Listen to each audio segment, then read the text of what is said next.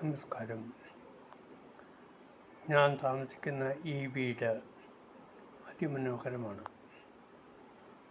അതിമനോഹരമായ പ്രൗഢഗംഭീരമായ ബിൽഡിങ്ങിലാണ് ഞാൻ താമസിക്കുന്നത്.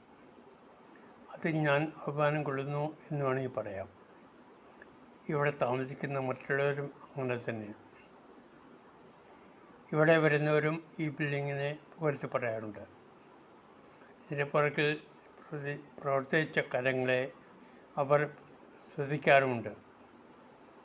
ചിലരാണെങ്കിലോ അസൂയപ്പെട്ടിട്ടുമുണ്ട്. പക്ഷേ നാം ഒരു കാര്യം മറന്നു പോകുന്നു. അസ്ഥിവാരത്തിൻ്റെ മുകളിലാണ് ഈ ബിൽഡിംഗ് പണിയപ്പെട്ടിരിക്കുന്നത്.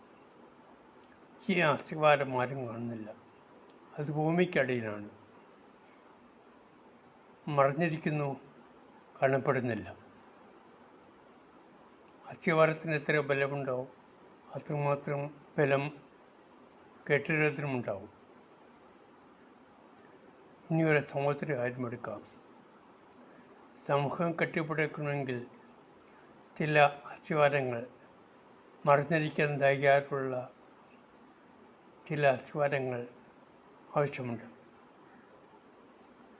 കാണപ്പെടാതിരിക്കുവാൻ അവർ തയ്യാറാവണം.